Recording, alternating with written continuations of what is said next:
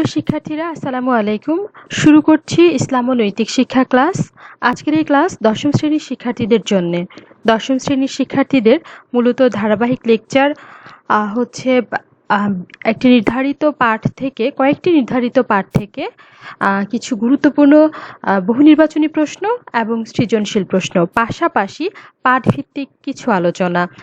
কেননা তোমরা ইতিপূর্বেই ক্লাসগুলো সম্পূর্ণ বই শেষ করতে পেরেছো এবং এখন যাতে তোমরা টেস্ট পরীক্ষার জন্য প্রিপারেশন নিতে পারো, সেজন্যই হচ্ছে এই অনলাইন ক্লাসের বিষয়বস্তুগুলো সেভাবেই করা হয়েছে। তো চলো শুরু করা যাক। আজকের পাঠ হচ্ছে প্রথম অধ্যায়ের 8 থেকে 15 পর্যন্ত। তো আজকের আলোচনার যে বিষয়গুলো রয়েছে সেগুলো হচ্ছে নিফাক, রিসালাত, নৈতিক মূল্যবোধ বিকাশে রিসালাত ও নবুয়ত, আসমানি কিতাব, নৈতিক জীবন গঠনে আসমানি কিতাবের ভূমিকা, আখেরাত জীবনের কয়েকটি স্তর, সৎকর্মশীল ও নৈতিক জীবন গঠনে আখেরাত জীবনের ভূমিকা। প্রথমেই আমরা দেখব নিফাক। তোমরা জানো নিফাক শব্দের অর্থ হচ্ছে ভণ্ডামি, কপটতা, দ্বিমুখী নীতি অবলম্বন করা। অর্থাৎ আমরা মুখে যা বলছি আমাদের কাজের সাথে যদি সে বিষয়গুলোর মিল না থাকে তাহলেই সেটা হচ্ছে নিফাক। তারপর রয়েছে রিসালাত শব্দের অর্থ হচ্ছে বার্তা পাঠানো, চিঠি পাঠানো, পৌঁছানো। তো রিসালাত মূলত নবী এবং রাসূলদের যে কাজ রয়েছে সেগুলো হচ্ছে রিসালাত। অর্থাৎ তা যুগে যুগে আল্লাহ তাআলা মানব জাতির হেদায়েতের জন্য অসংখ্য নবী রাসূল প্রেরণ করেছেন, যাদের কাজ ছিল মানুষকে যুগ যুগ ধরে আল্লাহর পথে ডাকা। আর এই নবী রাসূলদের কাজকেই বলা হয় রিসালাত। এরপরে যে বিষয়টা রয়েছে সেটা হচ্ছে নৈতিক মূল্যবোধ বিকাশে রিসালাত এবং নবুয়তের ভূমিকাকে। আমরা জানি নৈতিক মূল্যবোধ বিকাশে রিসালাত এবং নবুয়তের ভূমিকা অপরিসীম। কেননা নৈতিকতা এমন একটি বিষয় যেটা মূলত মানবজাতি শিখেছেই নবী রাসূলদের কাছ থেকে। যুগে যুগে নবী রাসূলগণ এসেছেন এবং মানবজাতিকে নৈতিক জীবন গঠনে উৎসাহ প্রদান করেছেন, নৈতিক জীবন সম্পর্কে শিক্ষা দিয়েছেন। তো এটা হচ্ছে আমাদের নৈতিক মূল্যবোধে ইসলাম। সুতরাং নৈতিক মূল্যবোধ বিকাশে রিসালাত এবং নবুয়তের যথেষ্ট গুরুত্ব রয়েছে। এখান থেকে একটা প্রশ্ন হয়, নৈতিক মূল্যবোধ বিকাশে রিসালাতের বা নবুয়তের গুরুত্ব কী? পরবর্তীতে দেখতে পাচ্ছি আমরা আসমানি কিতাব মূলত মহান আল্লাহ তাআলার পক্ষ থেকে মানবজাতির হেদায়েতের জন্য যে সকল কিতাব নাজিল হয়েছে সেগুলোই হচ্ছে আসমানি কিতাব। অর্থাৎ যুগে যুগে মহান আল্লাহ তাআলা মানবজাতির হেদায়েতের জন্য যে কিতাবসমূহ নাজিল করেছেন সেগুলোকেই বলা হয় আসমানি কিতাব। আর মহানবী হযরত মুহাম্মদ সাল্লাল্লাহু আলাইহি ওয়াসাল্লামের উপর যে কিতাব নাজিল হয়েছে সেটা হচ্ছে সর্বশ্রেষ্ঠ গ্রন্থ আল কোরআন, এবং এটাই হচ্ছে সর্বশেষ এবং সর্বশ্রেষ্ঠ আসমানি কিতাব। নৈতিক জীবন গঠনে আসমানি কিতাবের ভূমিকা কি? আমরা জানি মানব জীবন পরিচালনার জন্য যে বিষয়গুলো প্রয়োজন হয় সবকিছুই ইসলামী শরীয়তের একটি নির্দেশনা রয়েছে। আর এই নির্দেশনাগুলো আমরা কোথায় পেয়েছি? আসমানি কিতাবে। আমাদের নৈতিক জীবন গঠনে যা কিছু প্রয়োজন হয়, যে সকল নির্দেশনা প্রয়োজন হয়, সকল নির্দেশনা আসমানি কিতাবে দেয়া আছে। আমাদের সামাজিক জীবন, পারিবারিক জীবন, রাজনৈতিক জীবন, অর্থনৈতিক জীবন এবং ধর্মীয় জীবন, শুধু তাই নয়, আন্তর্জাতিক জীবনেও যে নির্দেশনার প্রয়োজন, এই জীবনগুলোকে আমরা কিভাবে সুন্দর করতে পারি, কিভাবে শান্তিপূর্ণ করতে পারি, সেই বিষয়গুলো আলোচনা করা হয়েছে আসমানি কিতাব সমূহে। তাই নৈতিক জীবন গঠনে আসমানি কিতাবের ভূমিকা অনেক বেশি। এরপর আমরা দেখব আখেরাত হচ্ছে মানব জীবনের আরেকটা পার্ট। আমরা জানি মানুষের জীবন দুই ভাগে বিভক্ত, ইহলৌকিক জীবন এবং পরকালীন জীবন। পরকালীন যে জীবনটা রয়েছে সেটাই হচ্ছে আখেরাত। মানুষের ইহকালীন জীবন অনেক ছোট এবং অনেক সংক্ষিপ্ত, কিন্তু পরকালীন জীবন অনেক বৃহৎ এবং সেখানে আমাদেরকে অনন্তকাল থাকতে হবে। আর ইহকালীন যে জীবনটা দেয়া হয়েছে এর কারণ হচ্ছে পরকালীন জীবনের যে প্রস্তুতি সেটা যেন এই জীবন থেকে গ্রহণ করা যায়। এই জন্য ইহকালীন জীবন এবং ইহকালীন জীবনের যে প্রস্তুতি আমরা গ্রহণ করব সেই প্রস্তুতির পরিপ্রেক্ষিতে আমরা ফলাফল পেয়ে থাকব। তো এটাই হচ্ছে আখেরাত জীবনের কয়েকটি স্তর। আখেরাত জীবনের প্রথম যে স্তর রয়েছে, মূলত মানুষ যতদিন পর্যন্ত জীবিত থাকে সেটাই হচ্ছে তার ইহকালীন জীবন। যখন সে মৃত্যুবরণ করে তারপর থেকেই তার শুরু হয় পরকালীন জীবন। তাই আমরা বলতে পারি মৃত্যুর পরে সর্বপ্রথম যে স্তর সেটা হচ্ছে কবর, এবং এই কবরই হচ্ছে আখেরাতের প্রথম স্তর। আখেরাতের দ্বিতীয় স্তর আমরা বলতে পারি পুনরুত্থান দিবস, কিয়ামত। এরপর রয়েছে বিচার দিবস, এরপর জান্নাত এবং জাহান্নাম, যেখানে আমরা অনন্তকাল থাকব। সৎকর্মশীল ও নৈতিক জীবন গঠনে আখেরাতের বিশ্বাসের ভূমিকা কি? অর্থাৎ মানুষ সৎ এবং নৈতিক জীবন গঠনে আখেরাতের কি ভূমিকা রয়েছে সে বিষয়টা আমরা দেখব। তো এটাও তোমরা তোমাদের বইয়ের সর্বশেষ পাঠ অর্থাৎ প্রথম অধ্যায়ের 15তম পাঠে এটা তোমরা পেয়ে যাবে যে সৎকর্মশীল ও নৈতিক জীবন গঠনে আখেরাতে বিশ্বাসের ভূমিকাটা আসলে কি হবে। আমরা জানি আখেরাতে আমাদের জন্য শাস্তি অথবা শান্তির ব্যবস্থা রয়েছে। যদি আমরা দুনিয়াতে ভালো কাজ করে থাকি তাহলে সেখানে আমরা শান্তি পাবো, আর যদি আমাদের ক্রিয়াকর্মগুলো শরিয়া অনুযায়ী না হয় তাহলে সেখানে আমরা শাস্তি পাবো। তো এই যে বিষয়টা রয়েছে এখানে মূলত আখেরাতের এই জীবন আমাদের বিশ্বাসেই, আখেরাতের যে বিশ্বাস রয়েছে এই বিশ্বাসটাই আমাদের দুনিয়ার জীবনকে সুন্দর করে তোলে। দুনিয়ার জীবনকে নীতি নৈতিকতার আলোকে, আদর্শের আলোকে তুলে ধরার যে আদর্শের আলোকে পরিচালনা করার যে বিষয়টা, এটা আমরা আখেরাতে বিশ্বাসের গুরুত্ব থেকেই পেয়ে থাকি। তো শিক্ষার্থীরা, আজকের আলোচনার যে বিষয়সমূহ ছিল সেটাকে আমরা কি করেছি, ছোট ছোট আকারে একটু সংক্ষিপ্ত বর্ণনা দিয়েছি। এখন আমরা দেখব এই সকল পাঠ থেকে কি বহু নির্বাচনী প্রশ্ন আসতে পারে, এবং এই বহু নির্বাচনী প্রশ্ন সমূহ বেশ কিছু গুরুত্বপূর্ণ প্রশ্ন এখানে রয়েছে। প্রথমেই আমরা দেখব নিফাক থেকে।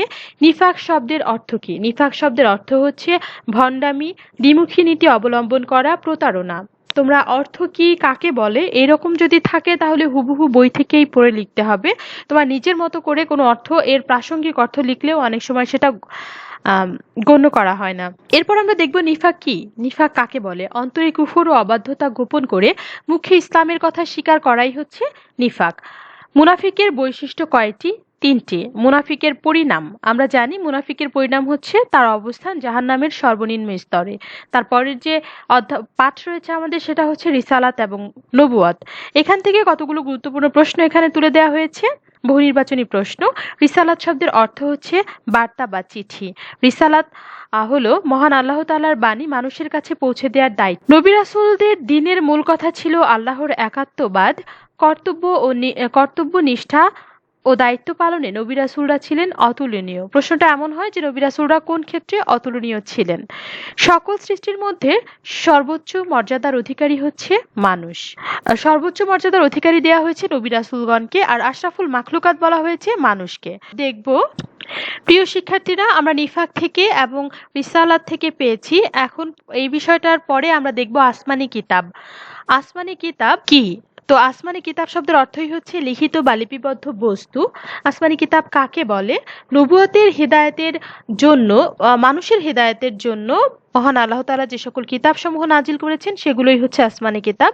সহিফা শব্দের অর্থ হচ্ছে ছোট কিতাব। এবং সহিফা কি? সহিফা হচ্ছে আসমানি কিতাবের মধ্যে ছোট 100খানা কিতাব হচ্ছে সহিফা। সর্বশ্রেষ্ঠ কিতাবের নাম হচ্ছে আল কোরআন, এবং পৃথিবীর সবচেয়ে বেশি পঠিত গ্রন্থের নামও আল কোরআন। আল হুদা শব্দের অর্থ হলো পথ নির্দেশক। হক শব্দের অর্থ সত্য। বুরহান শব্দের অর্থ স্পষ্ট। পথ নির্দেশক হুদা। তো প্রিয় শিক্ষার্থীরা, এখানে আমরা একটা কথা বলবো যে আমাদের বহু নির্বাচনী প্রশ্নের মধ্য থেকে সবচেয়ে গুরুত্বপূর্ণ প্রশ্নগুলো এখানে তুলে দেওয়া হয়েছে।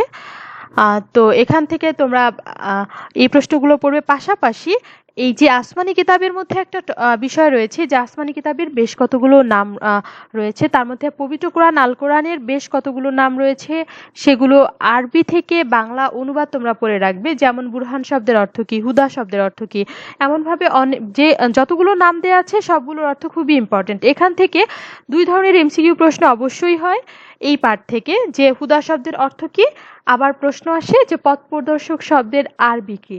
তো এখানে আরবি থেকে বাংলা এটা মুখস্থ করে রাখলে যদি বাংলা শব্দটা তুলে দেওয়া হয় তোমরা আরবিটা লিখতে পারবে, আর আরবিটা তুলে দেওয়া হলে তোমরা সেটার অনুবাদ করতে পারবে। এখান থেকে এই প্রশ্নটা সবচেয়ে বেশি গুরুত্বপূর্ণ, এই ধরনের প্রশ্ন। তো এটা তোমরা অবশ্যই পড়ে নিবে। আমরা চলে যাচ্ছি পরের পাঠে। এখানে আমরা দেখব যে আখেরাত জীবনের কয়েকটি স্তরের শিরোনাম, কিন্তু এই থেকে দেখা যাচ্ছে যে বেশ কতগুলো গুরুত্বপূর্ণ প্রশ্ন রয়েছে। আখেরাত শব্দের অর্থ কি, কিসের মাধ্যমে পরকালীন জীবন শুরু হয়, মিজান শব্দের অর্থ কি, শাফাত শব্দের অর্থ কি। তো এই বিষয়গুলো তোমরা এখান থেকে পড়ে নিবে। সবচেয়ে বেশি ভালো হয় যে তোমরা যদি মূল বইটা আন্ডারলাইন করে সেখান থেকে এমসিকিউ প্রশ্নগুলো খাতায় তুলে আলাদা করে নোট করে পড়ো। এটা আমি দশম শ্রেণীর সকল শিক্ষার্থীদেরই করে দিয়েছি। যারা এখনো করনি তারা এই বন্ধের মধ্যে এই কাজটা করে ফেলবে, কারণ এই নোটটা তোমাদের অনেক বেশি কাজে লাগবে। এরপর আমরা দেখব সৃজনশীল প্রশ্ন। এই পাঠগুলো থেকে আমরা একটা গুরুত্বপূর্ণ সৃজনশীল প্রশ্ন এখানে নিয়েছি। প্রথমেই হচ্ছে জ্ঞানমূলক প্রশ্ন, নিফাক শব্দের অর্থ কি, আসমানি কিতাব বলতে কি বোঝো, রায়হানের ধারণাটি রাসূল সাল্লাল্লাহু আলাইহি ওয়াসাল্লামকে ধারণাটি ইসলামের কোন বিশ্বাসের পরিপন্থী ব্যাখ্যা করো।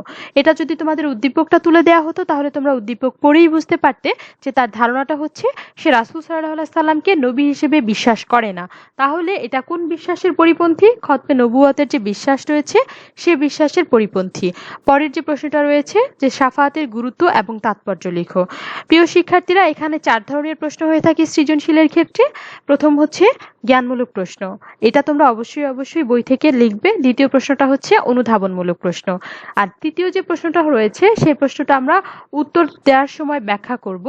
তো প্রথমেই আমরা দেখি যে নিফাক শব্দের অর্থ হচ্ছে দ্বিমুখী ভাব প্রদর্শন করা, ভণ্ডামি, কপটতা। তোমরা যে অর্থটাই লিখো না কেন সেটাই হবে, তবে তোমরা অবশ্যই বই থেকে লিখবে। তোমাদের নিজের মতো করে কোনো একটা অর্থ, সামঞ্জস্যপূর্ণ অর্থ লিখে দিবে না, অনেক সময় এটাকে সঠিক বলে মনে করা হয় না। এরপর দেখো দ্বিতীয় প্রশ্ন, আসমানি কিতাব বলতে কি বোঝায়। আসমানি কিতাব বলতে আল্লাহ তাআলার পক্ষ থেকে নাজিলকৃত গ্রন্থসমূহকে বোঝায়। ইসলামী শরীয়তের পরিভাষায় যে কিতাব আল্লাহ তাআলা মানবজাতির হেদায়েতের জন্য দিক নির্দেশনা স্বরূপ নাজিল করেছেন তাকে আসমানি কিতাব বলে। আল্লাহ তাআলা সর্বমোট 104 খানা আসমানি কিতাব নাজিল করেছেন, এর মধ্যে সর্বশ্রেষ্ঠ হচ্ছে আল কোরআন। তো এরপর আমরা দেখব যে রায়হানের ধারণাটি ইসলামের গুরুত্বপূর্ণ বিষয় খতমে নবুয়তের বিশ্বাসের পরিপন্থী। আমাদের এখানে প্রশ্ন ছিল রায়হানের ধারণাটি কোন বিশ্বাসের পরিপন্থী। আমরা ব্র্যাকেটে লিখে দিয়েছিলাম যে রায়হান কি করে না, রাসূল সাল্লাল্লাহু আলাইহি ওয়াসাল্লাম যে শেষ নবী সেটা সে বিশ্বাস করে না। তাহলে আমরা কি পেয়েছি যে তার যে ধারণা সেটা খতমে নবুয়তের বিশ্বাসের পরিপন্থী। তো প্রথমেই আমি বলেছি যে গ নাম্বার প্রশ্নের ক্ষেত্রে তোমরা প্রথম লাইনে কি বুঝতে পেরেছো সেটা স্পষ্ট করবে, এবং এই স্পষ্ট করার জন্য তুমি এখানে 1 মার্কস পাবে। মূলত গ নাম্বার প্রশ্নটা 3 নাম্বারের জন্য। এখানে আমরা যে কাজটা করব যে প্রথমেই আমরা কি বুঝতে পেরেছি, এই প্রশ্নটা এমন হয় সাধারণত যে কোন বিষয়ের প্রতি ইঙ্গিত করা হয়েছে, কি বলা হয়েছে, কোনটার পরিপন্থী, কিসের সাথে মিল রয়েছে। তো এটা আমরা বুঝে প্রথম লাইনে উত্তরটাকে স্পষ্ট করব। তো এইখানে প্রথম গ নাম্বার প্রশ্নের যে বিষয়টা ছিল, আমরা প্রথম লাইনে দেখো স্পষ্ট করে দেয়া আছে যে তার ধারণাটি খতমে নবুয়তের বিশ্বাসের পরিপন্থী। এরপর তুমি এর আলোকে একটি প্রাসঙ্গিক ব্যাখ্যা লিখবে।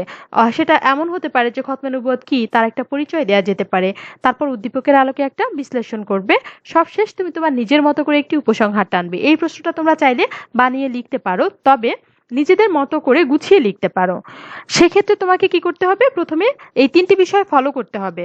প্রথমে তোমাকে উত্তর স্পষ্ট করতে হবে, দ্বিতীয় পার্টে প্যারাতে তুমি যেটা বুঝতে পেরেছো তার আলোকে প্রাসঙ্গিক ব্যাখ্যা দিতে হবে উদ্দীপকের আলোকে, সবশেষ তুমি তোমার নিজের মতো করে একটি উপসংহার টানবে। এটা হচ্ছে তুমি নিজে যে প্রশ্ন গোছাবে তার একটা পদ্ধতি।